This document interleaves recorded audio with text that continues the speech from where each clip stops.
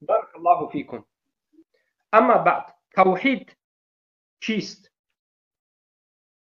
توحید این هم مصدر است و یعنی ریشه است و فعلش وحد یوحدو،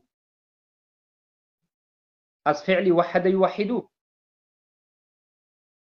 و معنایش در لغت این یگانگی و یگانه دانستن، یکتا، تنها، که معنای لغوی همیشه معروف است که عموم است.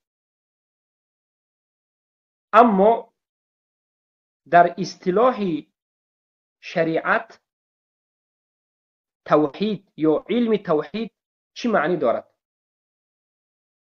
توحید را علما، هر یک علمای اهل سنت و الجماعت به عباره‌های گوناگون شرح و توضیح و بیان کرده اند، بعضی ها طولانی و بعضی ها کوتاه، لیکن مقصد همه اونها جمع می شود و بیان می شود. خیلی شیخ الاسلام محمد بن عبدالوهاب و غیره میگن که افراد الله سبحانه و تعالی بالعباده، یگانه دانستن الله سبحانه و تعالی در عبادت.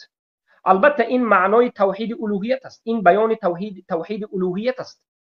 چرا همه علما وقتی که توحید را در اصطلاح شرعی معنی داد میکنند، بیان میکنند، توحید الوهیت را بیان میکنند؟ به خاطر اینکه قرآن نازل شد، پیامبر صلی الله علیه و سلم نازل شدند، همه کتاب ها نازل شد به خاطر توحید الوهیت. در بین مردم مشکلی اساسی توحید الوهیت بود. به همین خاطر وقتی که توحید را بیان میکنند، مغز و جای اساسیش را بیان میکنند و میگن که افراد الله سبحانه و تعالی بالعباده، یگانه دانستن الله سبحانه و تعالی در عبادت، یگانه تنها و یکتا به الله سبحانه و تعالی عبادت را انجام دادن.